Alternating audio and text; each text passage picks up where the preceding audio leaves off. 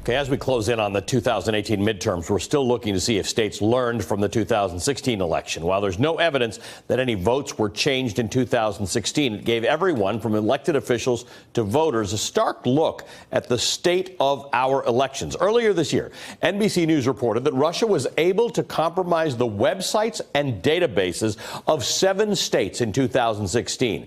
Of the 21 they targeted, by the way, the Center for International and Strategic Studies found that since 2016, 40 states have invested $75 million to upgrade voting machines, increase cybersecurity, and train election officials. But a scorecard released by the Center for American Progress earlier this year found the average grade for state cybersecurity in elections was a C-. And with 9 states with Senate races rated as toss-ups by the Cook Political Report, only two of these states rate better than a D. Of particular concern, direct recording electronic voting, or DRE voting machines. These machines typically do not record on paper backup ballots, making it difficult to independently audit any contested election results. These machines aren't just vulnerable to cyber attack, but data corruption as well. 5 states, New Jersey, Delaware, South Carolina, Georgia, and Louisiana, use only DRE machines statewide.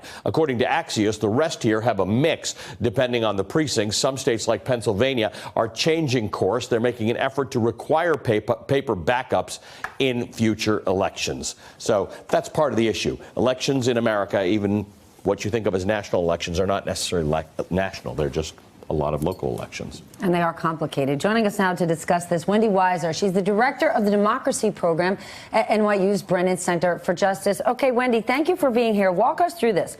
So these states that do not have paper backups, what do they do to protect the vote? Well, we've actually have a lot of redundant systems in place, regardless of what system you're voting on, to secure the vote.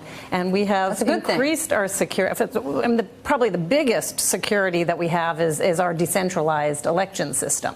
Which means you can't hack one thing. That's the good news. You cannot hack one thing. You have to hack a lot of election systems. And it's not just the 50 different states. Right. We have 10,000 different election jurisdictions in the country. It is typically run at the county level, in some places at the city and township level.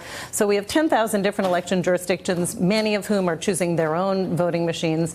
But the awareness of the security threat has been dramatically increased since 2016, and states have taken a lot of steps. The Department of Homeland Security, in some cases the National Guard, in some cases private vendors have been engaged to shore up election security. There are actually war rooms being prepared for Election Day to target and address any problems that could arise.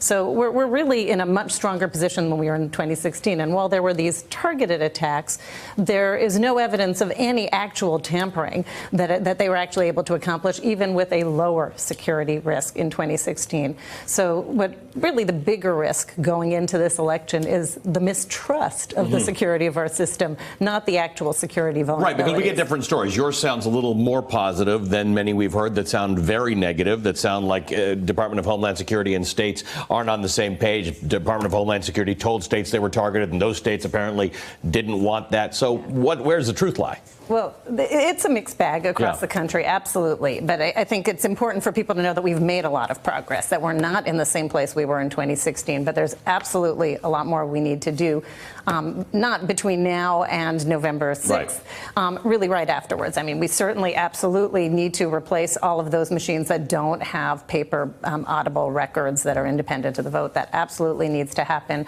We really need to upgrade our voting systems in much of the country, even in places where there are paper backups. In 43 states, we're using machines that are no longer manufactured. Wow. Those are much more likely to have breakdowns. They're also much more expensive to maintain. So there's certainly a lot. So what does success look like in the future? Does the success look like, while these are still 50 states running different federal elections and their own state elections, do we all work off of one system or 3 systems? I mean, what does success look like? That there's a bar above which everything is secure and everybody subscribes to that?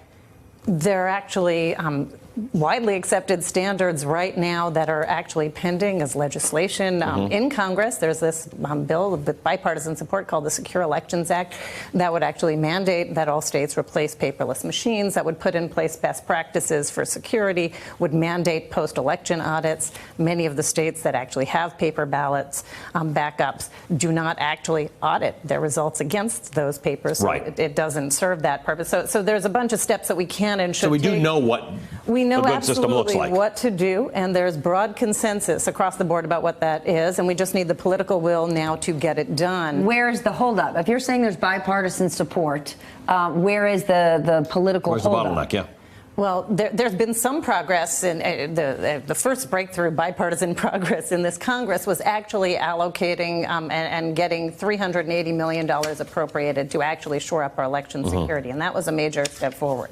But this absolutely needs to be a priority for the next Congress. It needs to take place in 2019 so that these systems will be in place for the 2020 election, when there's a much more higher risk that there will be lots of actors trying to compromise the system, and Congress has not been able to get a lot of jobs done. This is an important one for Congress to get done. Hey, MSNBC fans, thanks for checking out our YouTube channel. Subscribe by clicking on that button down there and click on any of the videos here to watch the latest interviews and highlights. You can get more MSNBC for free every day with our newsletters. Just visit msnbc.com/newsletters to sign up now.